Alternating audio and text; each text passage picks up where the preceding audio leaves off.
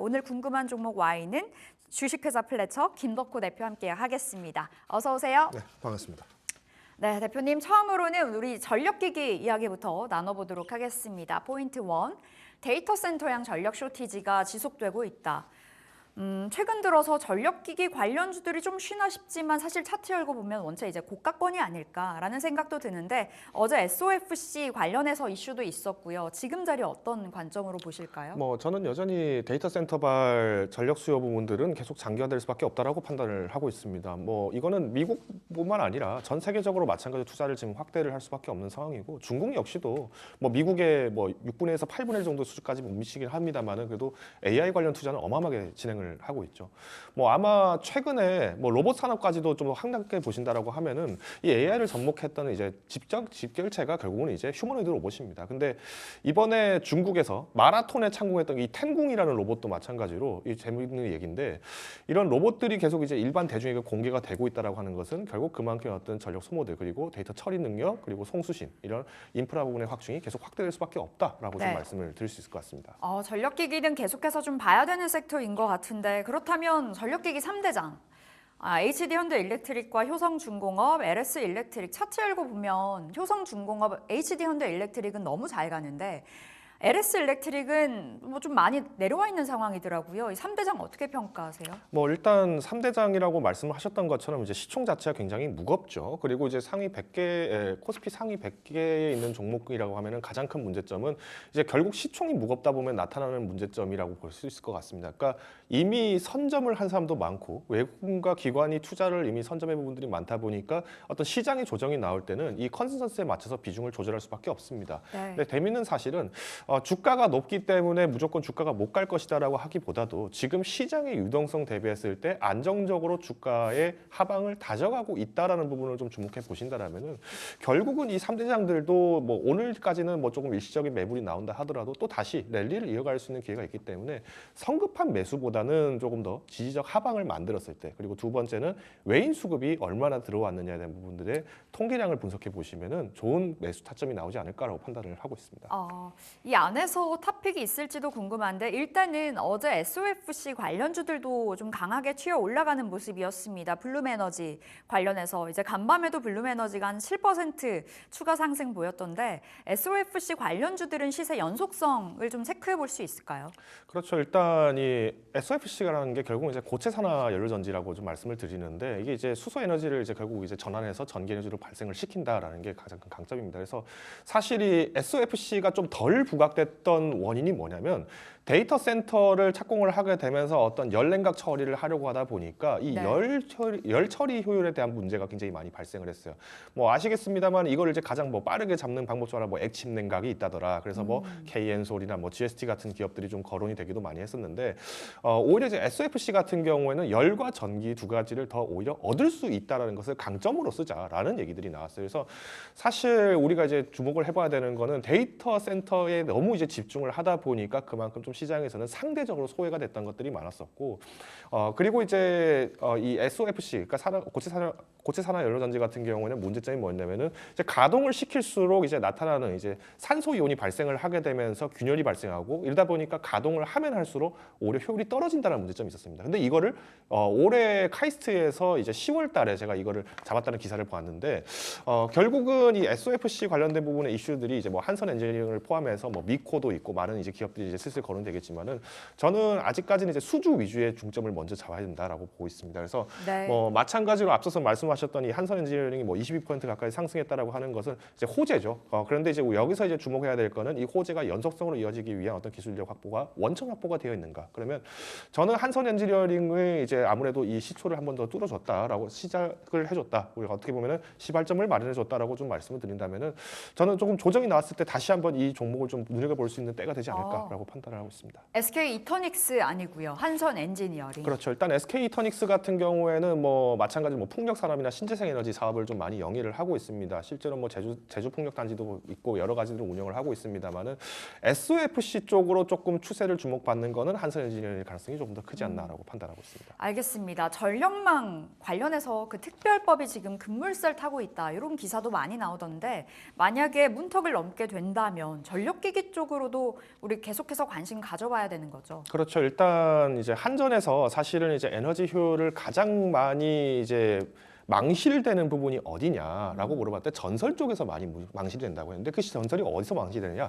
시골에서 망설이 많이 됩니다. 아 그래요? 시골에서는 뭐 한 번씩 보시면 아시겠습니다만 전신주들이 지금 많이 있죠. 전봇대들이 네. 많이 있고 전신주가 많이 있는데 이 전선에 새들이 앉아 있으니까 이걸로 많이 갉아먹는 전선들이 너무 많다고 해요. 그래서 되게 아이러니하게도 우리가 생각하기에는 뭔가 에너지 효율에 뭔가 문제가 생겼다, 노후 전선이 생겼다는데 그 노후 전선이 사실은 새들이 주저앉아 있는 바람에 눌려서 전선이 끊어지거나 단전되는 경우들이 굉장히 많았다고 해요. 그러니까 이것만 잡는다 하더라도 낭비되는 전력들을 굉장히 많이 잡을 수 있다는 게 좀 특징인데 지금 이제 전력망 특별법 같은 경우 이제 회자가 되는 것이 이제 지금 무려 12년 동안 지역됐던 전력 공급량에 대한 부분들에서 이슈들이 지금 불거지기 시작했죠. 네. 어떻게 보면 하남시 관련된 논란들도 계속 이제 얘기가 나오는 것이 그럼 이거 법안 통과되면 우리 보상 더 달라 이 얘기가 나올 게 뻔하다 보니까 아무래도 이제 전력 전수주들이 수주는 받을 것 같은데 문제는 과연 이거를 정부 예산이 얼마만큼 나올 것이 이게 이제 국회에서는 논란이 되는 거죠. 그러다 보니 사실 여야에서도 합의를 하기가 굉장히 좀 어려웠습니다. 차일피일 미뤄지는 부분들이 지금 이제 12년째 되다 보니까 이제는 한번 통과시킬 때가 됐다. 전 세계적으로 지금 전력 인프라에 대한 수요가 있을 때 우리도 여기 동참을 해야지 AI 산업을 활성화시킬 수 있다라는 의미로 나오기 때문에 저는 일단 뭐 이전에도 말씀드렸습니다. 데이터 센터 관련된 이슈들이 나왔다. 그다음에 이제 전력 전서 그리고 변압기 그리고 뭐 냉각 관련 기술들 여기에서 이제 순환배가 돌기 때문에 어떤 테마가 먼저 급등을 했다라고 하면 이때는 비중을 일시적으로 줄이시고 조금 빠졌던 뭐 전선주를 좀 매수하신다든가 하는 네. 순환배 기법을 계속 유효하게 전략하시면 될 것 같습니다. 알겠습니다. 전력기기 전선 SOFC 그럼 결국엔 다 봐야 된다 이렇게 또 귀결이 되는 것 같은데 지금 자리에서 탑픽을 꼽아 본다면 어떤 종목 바라보세요? 뭐 저는 어렵게 가지 않습니다. 3대 장주 하나인 종목을 좀 보시는 게 맞다라고 판단을 하고 있고요. 네. 효성중공업을 좀 소개를 드리고자 합니다. 효성중공업 가격적인 매력이 있는 LS일렉트릭보다 오히려 좀 잘 가고 있는 효성중공업. 그렇죠. 일단 효성중공업 같은 경우에는 이제 국내 수출도 마찬가지로 잘 이루어지고 있지만은 이제 해외 수출, 특히 이제 유럽 쪽 수출을 굉장히 많이 진행을 하고 있습니다. 네. 이번에 이제 노르웨이로부터도 이제 한 3천억 정도, 그리고 이제 영국에 있는 풍력 단지도 마찬가지로 한 3천억 정도 이렇게 수주를 받으면서 뭐 아이슬란드, 노르웨이 데이터 센터발 수주들이 굉장히 많이 일어나고 있습니다. 근데 잘 보시면은 이 국가들이 다 북유럽 국가들이에요. 이 말씀 뭐겠습니까? 데이터 센터 같은 경우는 방열이 굉장히 심하기 때문에 열을 잡는 게 중요한데 자연 냉각, 즉 기후가 낮은 지역에서 데이터 센터를 운영을 하겠다라는 거죠. 그러다 보니까 결국 저는 이제 북위 고도가 굉장히 좀 중요하다고 좀 말씀을 드리고 싶은데 지금 뭐 유럽을 비롯해서 많은 국가들이 북위 50도 이상에 있는 국가들이 굉장히 많습니다. 네. 그래서 저는 이제 효성중공업을 비롯해서 어떤 수주를 받을 때 유럽 지역을 만약에 데이터 센터를 수주한다, 당연히 긍정적으로 보지만 특히 우리가 북위 40도 이상의 국가들을 중점적으로 수주하는 기업이 어딘가를 봤을 때 효성중공업이 굉장히 좀 기대가 된다라고 말씀드릴 것 같고요. 가격적인 부분을 좀 말씀을 드리면은 지금 뭐 차트에서 보시는 것처럼 지난 51만 8천 원대 이제 고점을 달성하고 좀 주가가 좀 조정되는 모습입니다. 네. 사실 지난 이제 7월부터 해서 계속 랠리를 좀 꾸준하게 이어왔었고 최근까지도 최근 이제 20거래를 인해서도 굉장히 많은 매수가 좀 들어온 바가 있기 때문에 저는 오늘 내일까지는 조금 매도 물량이 일부 나올 수는 있다라고 보고 있는데 단순한 어떤 손바뀜 정도로 좀 해석을 하고 있기 때문에 손절가는 42만 원 그리고 목표 주가는 우선 51만 원 내에 안착을 목표로 삼으시면 좋을 것 같습니다. 네, 목표가 51만 원 나왔습니다. 손절가는 42만 원. 효성중공업 바라보면서 대응해 보겠습니다. 자, 우리 두 번째 가볼게요. 두 번째는 자율주행 관련해서 이야기해봐야 되겠습니다. 머스크. 이제 자율주행 관련해서 좀 진짜 강하게 밀어붙일 만한 환경이 조성이 되지 않았을까라는 생각이 들어요. 트럼프 행정부에서 이제 규제 완화 될 거다라는 이야기가 나와줘서 어제 관련주들의 흐름이 너무나 좋았는데 자율주행주 어떻게 보세요? 마찬가지로 이제 규제 완화가 될 가능성이 크다라고 저는 판단을 하고 있습니다. 그러니까 많은 분들이 이 자율주행이라는 부분을 너무 어렵게 생각하시는 분들이 많은데 AI의 일환입니다. 그러다 보니까 지금 미국 행정부가 이제 만약에 입각을 본격적으로 이제 들어서게 되면은 가장 먼저 시행해야 될 사업 중 한 가지가 바로 이 AI에 대한 규제 완화 이 부분을 이제 강조를 굉장히 많이 하고 있습니다. 그러다 보면 자연스럽게 이 자동차 관련된 부분들도 자율주행 부분의 기술들을 계속 이제 소프트웨어 개발에 집중할 수 있도록 많은 노력을 할 것인데 여기서 이제 주시를 해야 되는 거는 우리가 이제 자율주행이라는 부분들도 결국은 자동차에 탑재되는 소프트웨어입니다. 그러면 결국 이 소프트웨어를 정기 구독을 할 수 있는 시스템을 간다는 것은 테슬라가 요구했던 즉 차값은 싸게 만들 때 오히려 네. FSD 구독률을 올리겠다는 전략과 굉장히 합치하겠죠. 그래서 저는 아마 이 자율주행 관련된 부분들을 만약에 우리 국내 기업들이 만약에 투자를 한다라고 하면은 뭐 현대차, 기아도 마찬가지로 이 FSD 부분의 기술력을 계속 고도화시키고 있기 때문에 기대가 됩니다만은 저는 오히려 이 주행에 대한 실질적 완화가 이루어진 미국 시장에 판매를 하는 부품 기업들을 좀 많이 보셔야 한다고 말씀을 드리고 싶어요. 사실 지금 전기차 시장에 대해서는 분위기가 좋지 않죠. 네. 뭐 전기차 수차 같은 경우는 이제 트럼프 대통령이 들어서면 IRA 법부터 폐지하겠다. 당장 이런 이슈들이 나왔으니까요. 그렇지만 오히려 이제 내연기관차들 같은 경우에는 좀 더 이 이슈를 좀 완화를 할 수 있고 또 여기에 이제 자율주행 탑재까지 된다라고 한다면 너무 좋겠죠. 중요한 건 자동차라는 시장은 변함이 없었다는 겁니다. 그래서 저는 만약에 어떤 이제 자율주행이나 2차 전지 그리고 여러 어떤 내연차 관련돼서 이슈가 나온다 하더라도 너무 어렵게 가지 말자. 들어갈 수 있는 내장재 위주로 먼저 부품을 예. 보시자라고 소개를 드리고 싶습니다. 자동차 부품은 자율주행에도 2차 전지에도 내연기관차에도 들어가다 보니 부품 보는 게 쉽다라는 말씀이신 것 같은데 어제 현대차가 다시 한번 가줬습니다. 근데 원차 주가 부침이 길었잖아요.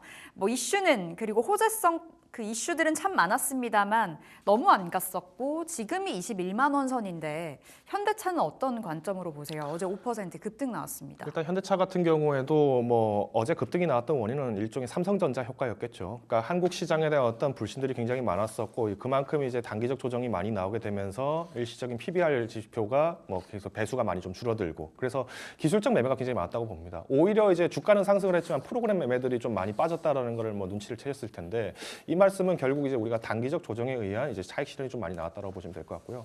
현대차 같은 경우에는 리스크가 한 가지 또 있습니다. 이제 지금 뭐 오늘도 마찬가지로 브라질에서 이제 G20 정상회의를 네. 진행을 하고 있지만 가장 많이 회자가 되고 있는 게 다름 아닌 트럼프 리스크라고 얘기를 해요. 그러면 현대차 같은 경우에도 트럼프 정권에 대해서 좀 아픈 손가락이 굉장히 많았습니다. 오히려 현지 투자를 했었는데 어떤 관세 부분들의 부각을 굉장히 많이 받았다 보니까 영향이 컸었고 지금 일본 내 자동차 업계 같은 경우에도 영업이익률이 굉장히 많이 후퇴할 것이다. 그 원인 중 한 가지가 트럼프 행정부가 들어섰을 때 대한 어떤 관세 문제가 들어섰을 거다 얘기가 나오고 있어요. 그래서 일단 현대차 같은 경우에는 이제 수출 부분들의 지표는 좀 많이 약해지지 않을까라고 저는 보고 있습니다. 물론 오히려 미국 내 현지 법인에서 생산하는 자동차에 대한 어떤 판매 지수는 좀 높아질 수 있다라고 판단을 하고 있지만 저는 오히려 좀 기술적 조정이 좀 당분간은 이어질 거라고 판단을 하기 때문에 네.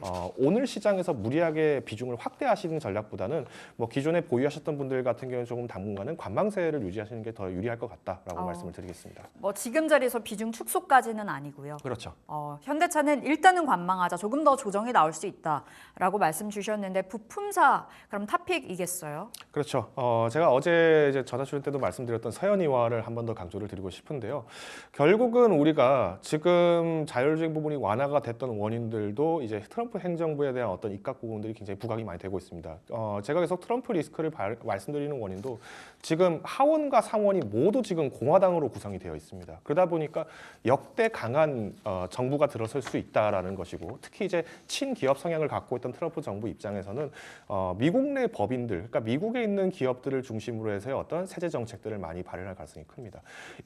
이때 이제 우리가 주목을 해야 되는 거는 미국 그리고 멕시코로 수출하는 기업이 누가 있는가를 주목을 하셔야 되는데 이 서현이와 같은 경우에는 실제로 미국 향 수출이 이제 20% 정도가 됩니다. 네. 그리고 멕시코 수출이 지금 5% 정도가 되고 있는데 통상 이제 중국 경기가 부양을 하게 되면은 브라질 수출 지표가 높아지고 미국 경기가 호조가 됐을 때는 멕시코 수출 지표가 굉장히 많이 올라가고 있습니다. 뭐 재밌는 얘기지만 지금 현재 GDP 10위권 이내에서 우리나라가 밀려나면서 멕시코가 지금 11위로 올라섰죠. 이런 모습만 본다 하더라도 이제는 수출을 어디서 하는가를 핵심으로 보셔야 된다 말씀드리면서 이 서현이와 한 번 더 보시면 좋을 것 같습니다. 네. 손절 가격은 제가 어제도 말씀드렸던 1,600원 고수를 하시는 게 중요하다 말씀드리겠고요. 목표 주가 14,400원 제시드리겠습니다. 네, 서현이화 14,400원 목표가로 설정해 보시면 되겠습니다. 오늘장 전략 한 1분 정도 있어요. 대표님 어떻게 세워볼까요? 저는 오늘 전략이 오늘장 같은 경우는 사실 큰 큰 재미를 느끼지는 못할 거라고 봅니다. 그럴 때 오히려 더 신중해야 되는 것은 무엇이냐? 영화 진주만에 나오는 빨간 립스틱을 떠올리셔야 됩니다. 뭘까요? 지금 시장에서 모든 종목들이 다 하락맞고 파란불 들어왔습니다. 네. 뭐 저도 손실난 종목들이 꽤 많이 있는데 이럴 때일수록 당황하는 것이 아니라 어떤 것부터 포기를 할 것인가, 어떤 종목부터 비중을 줄여나갈 것인가에 대한 우선순위를 다시 산정을 하셔야 됩니다. 그래서 지금 시장이 하락을 했을 때 너무 동요하지 마시고요. 이럴 때는 비중 관리 그리고 어떤 종목에 대한 교체를 심중 있게 검토하시는 게 중요하다 말씀드리겠습니다. 알겠습니다. 지금 자리에서 들고 있는 포트 안에 있는 종목들 비중 관리하자. 그게 답이다. 이렇게 좀 풀어주셨습니다. 오늘장 전략까지 챙겨봤고요. 여기서 인사드릴게요. 오늘 주식회사 플래처 김덕호 대표 함께했습니다. 말씀 고맙습니다.